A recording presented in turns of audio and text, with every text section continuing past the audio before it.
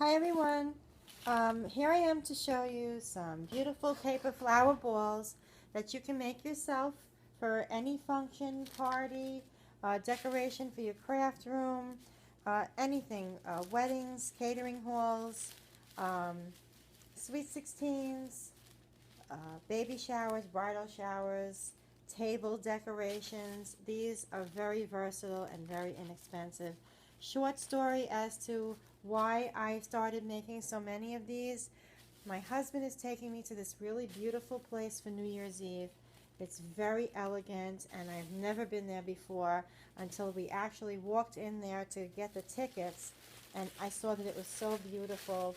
And just as we were paying for the tickets, uh, the I explained to the woman that I was a crafter, and we just got into a conversation, and I mentioned to her about the seating that I didn't want to sit anywhere close to the DJ. They have a live band from 8 to 12 and a DJ from 12 to 2. So I get like palpitations in my chest when the music is pounding if I'm sitting on top of it. So I asked her if she can seat me as far away from the speakers as possible. So she was very sweet and very kind. And when I mentioned to her about the crafting and things that I make and blah, blah, blah, uh, she asked me if I can make her a big, big flower. So I know it's a lot of work for a really big, big flower, and I wasn't really uh, going to start getting into the huge watercolor paper and the pages and spending all that time on one flower when she had the feeling that she may want to use it as part of the catering hall decorations for New Year's Eve. So I told her that I'd be happy to make something for her because she was so kind to me and she didn't even know me, uh, that I would make her something for her office and for the catering hall as a thank you, a token of my appreciation for, we were never there before, and there's people that go there every year and they sit in the same place. I just wanted to make sure I wasn't sitting on top of the speaker. So, with that said, last week I bought her 6 of these really, really pretty paper flower balls. That is what they look like. Right now I have over 20 of them in a huge bag, and I'm going to be delivering these to her. As you can see, there's lots of them in this really big bag, and I'm looking to make as many as I possibly can between this morning, last night, and this afternoon, and then I'm going to drop them off to her. So as you can see, just to show you, because I know a lot of you saw it on Facebook and were asking me how to make it and for a tutorial, so I'm going to do that now. Um, I made these for her for the catering hall. They're going to be hanging them all around the room New Year's Eve. I can't wait to share with you photos of how it looks in the end. I'm so excited to have something of mine displayed like that. And just so you know, I did this out of the kindness of my own heart because she was so nice to me. Plus, I just wanted a little extra exposure as far as my craft was concerned. So this is what you're going to do. You're going to get yourself some tissue paper. I'm using 4 sheets. You can use as many sheets as you like, but please note that if you use more than 4 sheets, your flower will be a lot fuller and heavier. So in the beginning when I started, I used 7 sheets, and the flower was very heavy and very thick, and the less sheets I used, the better the flower looked, and it floated a lot nicer. So you're going to get 4 sheets of any color that you like. I'm using white sparkle, and you're going to fold those sheets in half just like I'm doing now and making a really nice tight crease here. Please make sure that everything is even across the board. If it's a little off, it's okay. You can always fix it later on, but this is how I do it, so you can follow me along the way here. It's not perfect, as you can see, but that's how I'm going to leave it. And in between your 4 sheets, you count to the 4th sheet by opening it up just a little bit. We're going to cut. We're going to cut from one end straight down that crease all the way to the other end. For those of you that might have some kind of a really big cutting thingy, you can probably use that too. I do, but mine is packed away. and I can't get to it. So now instead of you having 4 sheets that were really big, you have half that size, which is probably about, I don't know, 10, 11 inches by somewhere around 18 or 20 inches in the length. And what we're going to do is we're going to make accordion folds. And I just kind of took this out of order a little. I try to keep them as even as possible, okay? Doesn't have to be perfect, but try to keep them as even as possible. So your accordion fold can be anywhere from a 1/2 inch, 3/4 of an inch to an inch in the fold. And I like to go about 3/4 of an inch in and just fold it, just like that. And try to get the crease in. It's kind of important. So in the end, you'll see why.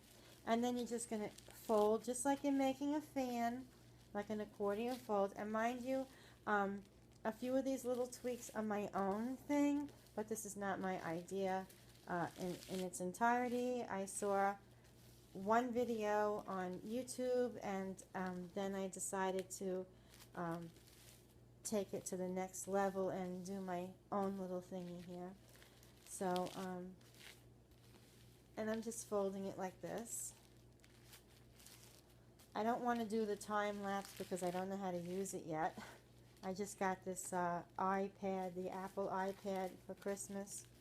So that's what I'm using to record. And you're just going to keep going. I'll try to go as quick as I can because I'm going to use this ball and I don't want it to look kooky or anything. And you're just going to keep going. It might be a little annoying at first, but if you're making a lot of them, after a while, this is really nothing. Starting off the very first one, you're so anxious to get to the end to see how it looks, because it does turn out to be some fun to do. Okay. And so you can see I have a really nice crease here. And basically, you should wind up being even on each end or somewhat even, and you're going to have something that looks just like that, okay? And so then what you're going to do is put your thumb and your forefinger right in the center on both ends, and you're going to flip it over.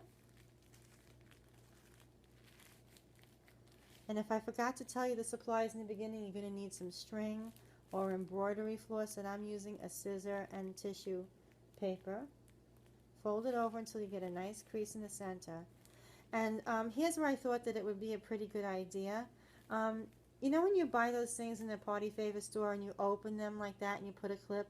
Well, they have these little narrow, it's a little narrower than this. So I thought that if I would cut a little bit, it would lay much nicer once it's standing up rather than having it just tied around this 1-inch piece of tissue. So that's what I'm going to do. I'm going to cut like a V shape on each end.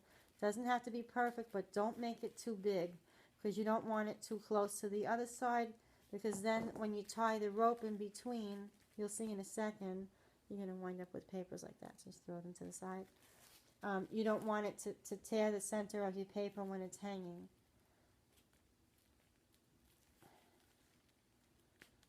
Okay. It may not come off all that easy, so you could just do a few at a time. Okay. And this is what you should have. All right? Okay. So now here comes some of the fun stuff now. I'm using, since I know where this is going to be hung, so it's going to be hung, I don't know how tall their ceilings are. It's definitely not a 12-foot ceiling. Because this place is pretty big, and it's probably, I'm using probably something around a yard and a half of embroidery floss. And I'm just going to take a piece of it and tie it right here. And I don't like tying it flat. I like tying it inside that point of the V. So I'm just going to make the knot and show you. I like it hanging inside here. Can you see that?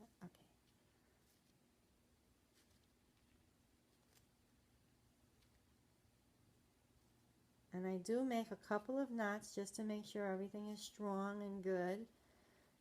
Especially since I'm giving this to someone, I like it to be almost perfect. Nothing's perfect, you know, but I try to make sure that it's going to be nice and sturdy and last while decorating and for the night. A little tiny tail left.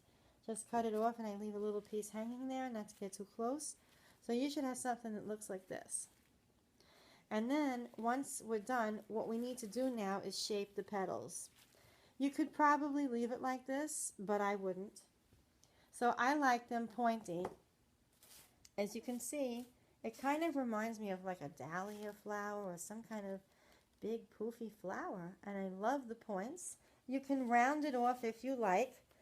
You can use some type of zigzag scissor or some other kind of fancy scissor. I don't know if like these edge punches will work, but you can certainly try it.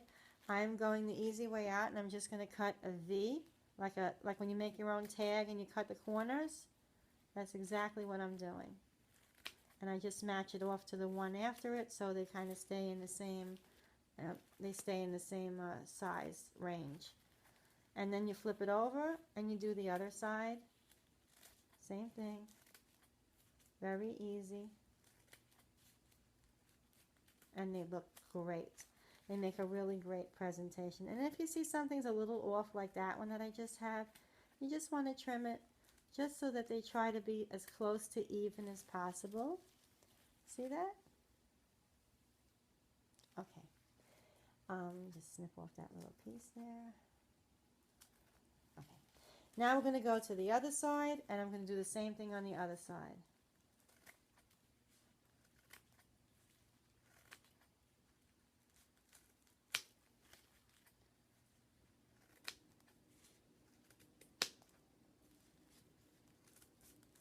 Okay. So now we basically have all of these V's here that are the flower petal shapes, the tips. I'm just evening them off. You'll find yourself doing the same thing eventually, because there's some that weren't even when I was doing the folds. Remember I told you? So I'm just trimming them to make them look nice. And it's not like a drastic trim that's going to change the size or anything. I'm loaded with sparkles. Here comes the fun part. Okay, so now we lay it down on the table, and you're going to have something that looks like that.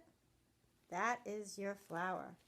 So what I like to do is I like to keep my string up here in the center when I open up all of these folds so that I don't have to go digging for it later on. I'll show you why.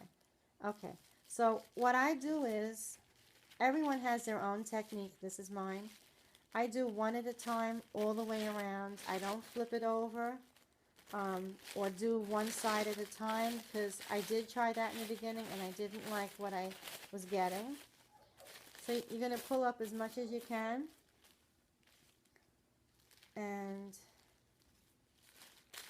you're going to go around to the other side and do the same thing. You're going to notice that this is so much easier doing it in the very beginning because you've got all the space. But once you start pulling out all of the layers, you're going to notice as you're going, it gets harder and harder. Not harder like, you know, like you can't do it, but it gets fuller and fuller, and there's not that much space left. And that's supposed to happen, so don't worry about it. Just do this really carefree. Don't have any worries as you're going along. Nothing is perfect. It's all in good fun. And 9 times out of 10 when I'm making something, I basically keep that in mind myself, and I don't lose it or go crazy as I'm going. But in the end, I get a little meticulous in my craft, especially if it's going to someone. If you tear something along the way, don't even worry about it, because there's so much here that you'd really have to stare at it to take notice. Now what I wanted to show you was, I have like 2 more layers to pull up, but I just wanted to show you that how pretty would this look as a table decoration at a party. Of course we'd have to fluff it out a little more, and I'll show you that. Or even at the top of a package for a gift. I mean, it would really look beautiful, I think. Even in another color, not necessarily white. Okay. So now, oh, I'm sorry, I have 3 layers left to do. Okay, now after the 3rd layer, I'm going to show you what I like to do, that I've found as I was making so many of these, that I thought it was a little bit better for the way the flower comes out in the end. So you see it's starting to form itself, mostly. But then I turn it upside down and I make sure I have my rope up here in the center, because I want it to be right where it was, where I put it in the very beginning. I turn it upside down, okay, and I hold it here, and then I go ahead and I start to pull out the last couple of layers, 1 or 2, whatever left over, and you'll see that it's kind of tight here too, so you're going to go a little gentle here. I like to pull these out as far as I possibly can without tearing, and I'm going to show you why, because you don't have to hang them all the time. This would be a great flower centerpiece stand. If you use a couple of more pieces of tissue, you can actually have that standing in a centerpiece at a table. I do think that if you use a few more pieces, like 6 or 7, it'll be maybe a little heavier, but a lot firmer if you're going to have it standing. So again, you're pulling up like the last layer or so, whatever you left behind at the end, the other way, so that you're having, now you want to make your flower as a round ball that's going to be hung. So you need to start to make the other side of the flower, which you can see it's slowly forming. But you don't want to have this big indent in the flower. So you see, if you leave it like that, it's not going to look too good. So what I like to do now is get it at the rope, the string, at the very top where I put it. Okay. And then you're going to start from the side like this, and you're going to start pulling down the petals that you pulled upwards to the top.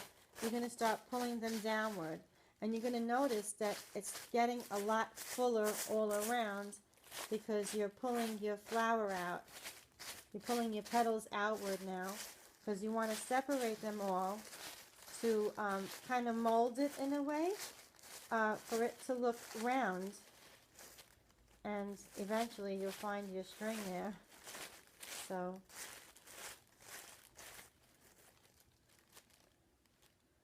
and try not to knot your string. I've had experiences already with lots of knots, but as you can see, you're going to need to, play with them a little bit just to get them looking round.